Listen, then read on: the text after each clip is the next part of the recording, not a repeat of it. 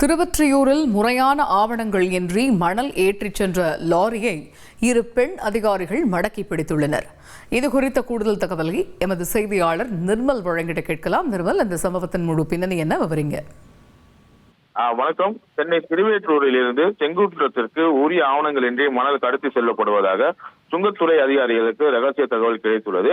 அந்த தகவலின் பேரில் சுங்கத்துறை அதிகாரியான சுபத்ரா தேவி, துணை வட்டாட்சியாளர் மலர் ஆகியோர் திருவேற்றூர் பகுதியில் ரோந்து கண்காணிப்பு பணியில் இருந்தனர். அப்போது அந்த வழியாக சந்தேகத்திற்கு இடமாக லாரி ஒன்று மணலை ஏற்றி சென்றுள்ளது.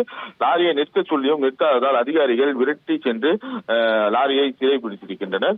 லாரியை இயக்கி வந்த ஓட்டுநரான பிரபாகரன் என்பவரனை இமார்ட் நிறுவனம் சார்பாக மணல் கொண்டு செல்வதாகவும் இந்த மணலானது செங்கற்றத்துக்கு செல்வதாகவும் கூறியுள்ளார்.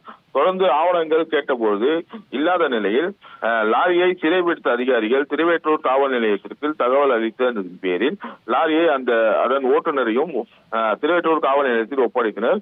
ஒரு லோடு அளவிலான 10 டன் மணல் ஆவணங்கள் இன்றி கடத்தி செல்லப்பட்டதாக கூறப்படும் நிலையில் இரு பெண் அதிகாரிகள் துரத்தி சென்று பிடித்த சம்பவம் திருவேற்றூர் பகுதியில் பெரும் பரபரப்பை ஏற்படுத்தியுள்ளது.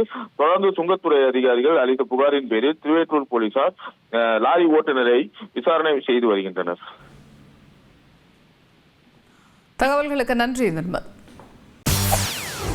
செய்திகளை உடனுக்குடன் தெரிந்து கொள்ள உடனே சப்ஸ்கிரைப் பண்ணுங்க.